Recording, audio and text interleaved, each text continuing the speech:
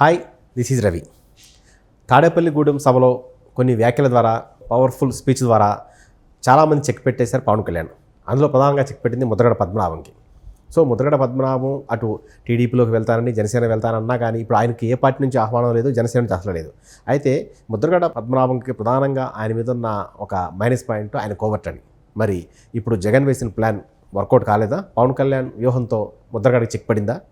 ఇదే అంశంపై మాట్లాడేందుకు మనతో ఉన్నారు సీనియర్ జర్నలిస్ట్ జయదేవ్ గారు. ఆయన అడిగి మరిన్ని వివరాలు తెలుసుకుందాం. నమస్కారం జయదేవ్ గారు. నమస్తే. సో ముద్రగడ వ్యవహారానికి సంబంధించి పేరు వాడకుండా నిన్న పవన్ కళ్యాణ్ తన స్పీచ్లో ఆయనకి ఇండైరెక్ట్గా చెప్పేశారు. సో ఈ వ్యవహారాన్ని ఎలా చూడాలి? సో ఇప్పుడు దీని ద్వారా ప్రపంచానికి ముద్రగడ ఒక జగన్ కోవర్ట్ అని చెప్పగానే చెప్పేశారు పవన్ కళ్యాణ్. అవునండి, అంటే ముద్రగడ పద్మనాభం గారు అప్పుడు బాబు గారు గవర్నమెంట్లో కూడా పెద్ద ఇష్యూ అవ్వడము, ట్రైన్ తగలబెట్టడం, రత్నాచ ఎక్స్ప్రెస్ పెద్ద ఇష్యూ అయింది, కేసులు నడిచాయి. బట్ ఆయన్ని హౌస్ అరెస్ట్ చేశారు, ఆయన ఇబ్బంది పడలేదు. కానీ మధ్యలో ఉన్న వాళ్ళు చాలా నలిగిపోయారు, కొంతమంది ప్రాణాలు కోల్పోయారు, చాలామందికి తీవ్ర గాయాలయ్యాయి. సో ఈ అంశాన్ని ఎలా చూడొచ్చు అంటే, కాపు వర్గానికి ఏదైతే కాపు సామాజిక వర్గం ఉందో దాన్ని కాస్త విడగొడదామనో, లేదంటే చీల్చుదామనో, ఆ ఓటింగ్ పర్సంటేజ్ మారుద్దామనో, ఏదో తెరవనికి ఏదో ఉంది, పెద్ద ప్లానే ఉంది. అది చాలామంది విశ్లేషకులు కూడా దానికి ఎలా విడమరి చెప్పాలో కూడా చెప్పారు. అది వేరే స్టోరీ. అయితే అటువంటి ముద్రగడ పద్మనాభం గారి పేరు మరొకసారి ఆయన తెర మీదకి వచ్చి కొంచెం హైలైట్ అయ్యారు. హైలైట్ అయిన తర్వాత ఆయన ఈ 2024 ఎలక్షన్స్కి ఏ పార్టీ తరఫున పోటీ చేయొచ్చు ఏంటి అనే దాని మీద కూడా ఇప్పటి నుంచో మల్లగులాలు పడుతున్నారు. అయితే ఒక 6 months బ్యాక్ ఏం నడిచిందంటే, ఇతను ముద్రగడ పద్మనాభం గారు వైసీపీలో చేరబోతున్నారు, ఈయనకి జగన్మోహన్ రెడ్డి గారి టికెట్ ఇవ్వబోతున్నారు. Maybe east or west, east నుంచే మోస్ట్ ప్రాబబ్లీ ఈస్ట్ గోదావరి, అంటే ఇప్పుడు అది రాజమండ్రి డిస్ట్రిక్ట్ ఏదో అయిందనుకోండి, ఆ జిల్లా నుంచి ప్రాతినిధ్యం వహించవచ్చు. ఒకవేళ అతనికి ఇవ్వకపోయినా వాళ్ళ అబ్బాయికైనా ఇచ్చే ఛాన్సెస్ ఉన్నాయి, ముద్రగడ పద్మనాభం గారి అబ్బాయికి అని కూడా వార్తలు వైరల్ అయ్యాయి. ఏం జరిగిందో తెలియదు. ఇద్దరు, ముద్రగడ పద్మనాభం గారు వాళ్ళ అబ్బాయి ఇద్దరు కూడా తాడేపల్లి ప్యాలెస్కి వెళ్ళడము, మాట్లాడము, చర్చలు అన్నీ జరిగాయి. అక్కడికి సరిగ్గా 1 week అయిన తర్వాత ఆయనకి ఇంకా టికెట్ ఇవ్వట్లేదు అన్నట్టు కూడా వార్తలు వచ్చాయి.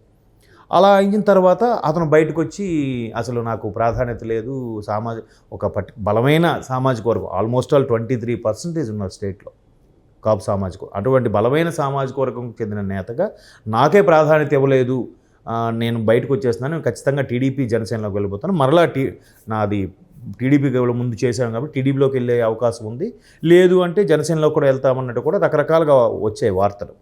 అయితే ఈ అంశాన్ని చాలామంది ఎట్లా చూశారంటే, అసలు ముందు వైసీపీలోకి ఎందుకు వెళ్ళాలనుకున్నారు అంటే, కేవలం జనసేన అని ఏదైతే పర్టికులర్ సామాజిక వర్గానికి చెందిన వ్యక్తి కాబట్టి ఆ సామాజిక వర్గం ఓట్లు చీల్చే విధంగా వెళ్తే బాగుంటుంది, దెబ్బతీసినట్టుగా అవుతుంది. అప్పటికి ఇంకా టీడీపీ జనసేన అలయన్స్ కన్ఫర్మ్ అవ్వలేదు, డిక్లరేషన్ రాలేదు. సో ఎట్లాగూ జనసేన ముందు నుంచి చెప్తుంది టీడీపీతో అలయన్స్ అవుతామనే చెప్తుంది, కానీ కన్ఫర్మ్ అవ్వలేదు, పోటీ చేయర్లే అనుకున్నారు. సో దాన్ని ఇంకాస్త చేల్చొచ్చు, ఆ సామాజిక వర్గం ఓట్లను చేల్చొచ్చు, ఈయన్ని వైసీపీ నుంచి పోటీ చేస్తారేమో అని అనుకున్నారు. సో అది బెడ్స్ కొట్టింది. ఎప్పుడైతే చంద్రబాబు గారు అరెస్ట్ తర్వాత ఆయన ములాఖత్ అయ్యారో, టీడీపీ శ్రేణులు బాగా యాక్టివేట్ అయిపోయి, జనసేన కూడా బాగా వాళ్ళతో పాటు సమన్వయ కమిటీలు ఏర్పరచుకుంటూ బాగా పనిచేయడం ప్రారంభించింది. పనిచేస్తుంది కాబట్టే జనసేన ఓటింగ్ పర్సంటేజ్ కూడా ఇవాళ రేపు గత ఎన్నికలకి 6% ఉన్నది, ఇప్పుడు 10+12 కూడా అని అంటున్నారు. అది 15 వరకు కూడా వెళ్ళే ఛాన్సెస్ కూడా అని కూడా కొంతమంది అభిప్రాయం. సో అటువంటి జనసేనని మళ్ళీ పుంజుకునేలా చేస్తుంది. సో జనసేనకి సామాజిక వర్గం అంతా కూడా మొగ్గు చూపే అవకాశాలు ఉన్నాయని ఇతను బయటకు వచ్చి మళ్ళీ అదే జనసేనలోకి వస్తే, ఇందులో ఉంటూనే వైసీపీకి సపోర్ట్గా ఉండాలనుకున్నారో లేదా వైసీపీకి కోవట్టుగా ఉండాలనుకున్నారో తెలియదు, కానీ ఇటువంటి వ్యాఖ్యలు వచ్చేలాగా నిన్న తాడేపల్లి సభలో మనకి అర్థమైంది. పవన్ కళ్యాణ్, జనసేన పవన్ కళ్యాణ్ గారు వ్యాఖ్యలు చూస్తే చాలామంది ఆయన ఏం చెప్తున్నాడు, మొదటి నుంచి కూడా నేను అదే చెప్తున్నా, ఖచ్చితంగా రాష్ట్ర ప్రయోజనాల కోసం టీడీపీతో కలిసి పనిచేస్తాం, మాకున్న అనుభవం దృష్ట్యా కూడా మాకు ఒక సీనియర్ నాయకుడు అనుభవం అవసరం, ఒక 40 ఏళ్ళ చరిత్ర ఉన్న పార్టీ అనుభవం అవసరం, కాబట్టి వాళ్ళతో కలిసే పనిచేస్తాం, ఎవరు ఎన్ని మాట్లాడుకున్నా ఎవరు ఎన్నన్నా కూడా ఈ అలయన్స్ విడిపోదు, దీంతోనే చేస్తాం, దీనికి సామాజిక పరమైన కుట్రలు పనినా, లీడర్లతో కోవట్లుగా పనిచేయించినా, ఎన్ని చేసినా కూడా మేము దీనికి కట్టుబడే ఉంటాం. టీడీపీ జనసేన ఈసారి ఎన్నికల్లో పోటీ చేయబోతుంది, వైసీపీని తొక్కి పెడతామన్నట్టు కూడా ఆయన గట్టిగానే వ్యాఖ్యలు చేశారు. సో ఈ మొత్తం అంశం మీద మనకు అప్పుడు అర్థమైంది ఏంటంటే, కొంతమంది ఎవరైతే వైసీపీలోకి వెళ్తామని ఊగిసలాడుతూ, లేదు మళ్ళీ వెనక్కి వచ్చేసి జనసేనలోకి చేరడం లేదా టీడీపీలోకి చేరడం, ఇటువంటి వ్యక్తులు ఉన్నారో వీళ్ళని నమ్మొద్దు, వీళ్ళు మేబీ కోవట్లుగా ఉండొచ్చు అనే అభిప్రాయాన్ని కూడా పవన్ కళ్యాణ్ గారు వ్యక్తం చేశారు. ఎందుకంటే గతంలో ఆయన యూత్ ప్రెసిడెంట్గా ఉన్నప్పుడు పీఆర్పీలో అప్పుడు కూడా చాలామంది విశ్లేషకులు చెప్పిన విషయం ఏంటంటే మా సీనియర్ జర్నలిస్టులు కూడా చెప్పింది, ప్రజారాజ్యం పార్టీలో చాలామంది నాయకులు చేరినప్పటికి కూడా ఎన్నికల ముందు ఊరికే కావాలనే బయటకు వచ్చేసే ప్రయత్నం చేశారంట. చేసేసి మరలా కాంగ్రెస్లోకి వెళ్ళిపోయారు. అప్పుడు ముఖ్యమంత్రి రాజశేఖర రెడ్డి గారు ఉన్నారు. రాజశేఖర రెడ్డి గారి ప్రభుత్వంలో మళ్ళీ కాంగ్రెస్లో చేరడం అలా అవడం వల్ల ఏమైందంటే చిరంజీవి గారిని ఊరికే ఈయన ఏం సరి చేయట్లేదు, నడిపించట్లేదు అన్నట్టుగా. అంటే మీకు గతంలో ఒక హీరోని తెలుగు ఇండస్ట్రీలో బద్నాం చేయడానికి కూడా ఒక స్ట్రాటజీ ప్లే చేశారు. ఏంటంటే ఆ సినిమా ఎంత బాగున్నా కూడా ఒక 100 మందిని థియేటర్లోకి పంపించిన వాళ్ళ మనుషుల్ని, ఒక 100 మంది కాకపోతే 50 మందిని అక్కడక్కడ కూర్చోబెట్టి సినిమా బాగున్నా సినిమా బోరబ్బా తలలో పడిన లేచి వచ్చేస్తుంటారు అనమాట ప్రతి 10 నిమిషాలకు ఒకడు. సో పక్కన ఉన్నవాడికి ఎలాంటి ఫీలింగ్ వస్తుంది, నిజమేనేమో కరెక్ట్ ఇప్పుడు వెళ్ళిపోయాడు బోర్ అంటున్నాడంటే అవునులేరా బాగాలేదేమో అని అనిపిస్తుంది కదా. అట్లా క్రియేట్ చేసేలాగా పీఆర్పీకి కూడా జనాలు వెళ్తూ లీడర్లు జాయిన్ అవుతూ ఎన్నికల ముందు ఒక్కొక్కరుగా బయటకు వచ్చేసారు.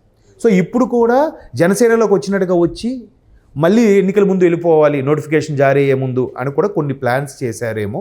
అందుకు వాళ్ళందరినీ చెక్ పెట్టే ఉద్దేశంలో పవన్ కళ్యాణ్ గారు ఎవరెవరైతే ఇలాగ ముద్రగడ పద్మనాభం లాంటి వ్యక్తులను ఎవరెవరైతే అటు వెళ్ళి మళ్ళీ ఇటు వస్తున్నారో వాళ్ళందరికీ చెక్ పెట్టే ఉద్దేశంతో ఎవ్వరికీ అవకాశం ఇవ్వట్లేదు. అదే నిన్న తాడేపల్లిగూడెం జెండా పండగ ఆ కార్యక్రమంలో పునరుద్ఘాటించారు. అది చాలా బాగా మాట్లాడారు అనిపించారు. అంటే ఇటువంటి వ్యక్తులు ఎవరైతే ఇంకా ఆలోచనలో ఉన్నారో వాళ్ళందరూ ఇంకా మరి రావడానికి ఛాన్స్ లేదు. ఖచ్చితంగా ఆలోచన ఉంటే విరమించుకోవాల్సిందే. ఒకవేళ వచ్చినా వాళ్ళకి అవకాశం లేదు. మరోవైపు బాబు గారు కూడా తెలివిగా ఆయన ముందే చెప్పేశాడు. సరిగ్గా ఒక 2 నెలల కిందట సంక్రాంతి ముందే అన్నాడు ఆయన, కుటుంబం నుంచి ఒక్కరికే ఇచ్చే అవకాశం ఉంది, ఎవరు ఆవేశపడద్దు, ఒకవేళ సీనియర్స్ ఉన్నా రెబల్స్గా మారదు, వాళ్ళకి ఏదో చూస్తాం, బట్ బయట నుంచి వచ్చే వాళ్ళకి మాత్రం ఎప్పుడూ సెకండ్ ప్రయారిటీ ఉంటుంది, ఆల్రెడీ ఉన్న వాళ్ళకే ఫస్ట్ ప్రయారిటీ ఉంటుంది అన్నట్టు కూడా బాబు గారు చెప్పారు. సో ఆయన చెప్పింది ఆయన ఒక ఆలోచన విధానం చెప్పారు, ఈయన ఇటువంటి వ్యక్తులకి చెక్ పెట్టే విధంగా ఈ ఆలోచనతో చెప్పారు. సో ముద్రగడ పద్మనాభం గారికి అటు అవ్వలేదు బొవ్వలేదు అన్నట్టుగా అయిపోయింది. ఎటువైపు నుంచి కూడా పోటీ చేయట్లేదు, చేస్తే ఇండివిజువల్గా చేసుకోవాలి. గతంలో కూడా పిఠాపురం లాంటి స్థానాల నుంచి పోటీ చేశారు, బట్ ఓడిపోయారని కూడా వార్తలు ఉన్నాయి. చూద్దాం మరి ఇట్లాంటి వాళ్ళు చెక్ పెట్టుకొని జాగ్రత్తగా అడుగులు వేస్తే జనసేన టీడీపీకి ఇంకా తిరిగి ఉండదని నా అభిప్రాయం. అది ఒక్క స్పీచ్తో తనను విమర్శించే వాళ్ళందరికీ చెక్ పెట్టారు. అలాగే తన దగ్గరకు వచ్చి కోవర్ట్ ఆపరేషన్ చేసే వాళ్ళకు కూడా ఫుల్ చెక్ పెట్టారు పవన్ కళ్యాణ్. సో రాబోయే రోజుల్లో పవన్ కళ్యాణ్ టీడీపీ జనసేన మరింత విస్తృతంగా ప్రజల్లోకి వెళ్ళాలని కోరుకుందాం. Thank you. Hi, this is Ravi. Tadepalligudem సభలో కొన్ని వ్యాఖ్యల ద్వారా, పవర్ఫుల్ స్పీచ్ ద్వారా చాలామంది చెక్ పెట్టేశారు పవన్ కళ్యాణ్. అందులో ప్రధానంగా చెక్ పెట్టింది ముద్రగడ పద్మనాభంకి. సో ముద్రగడ పద్మనాభం అటు టీడీపీలోకి వెళ్తానని, జనసేన వెళ్తానన్నా కానీ ఇప్పుడు ఆయనకి ఏ పార్టీ నుంచి ఆహ్వానం లేదు, జనసేన నుంచి అసలు లేదు. అయితే ముద్రగడ పద్మనాభంకి ప్రధానంగా ఆయన మీద ఉన్న ఒక మైనస్ పాయింట్ ఆయన కోవర్ట్ అని. మరి ఇప్పుడు జగన్ వేసిన ప్లాన్ వర్కౌట్ కాలేదా? పవన్ కళ్యాణ్ వ్యూహంతో ముద్రగడకి చెక్ పడిందా?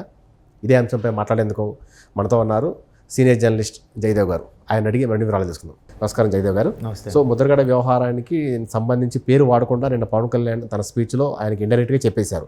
సో ఈ వ్యవహారాన్ని ఎలా చూడాలి? సో ఇప్పుడు దీని ద్వారా ప్రపంచానికి ముద్రగడ ఒక జగన్ కోవర్ట్ అని చెప్పగానే చెప్పేశారు పవన్ కళ్యాణ్.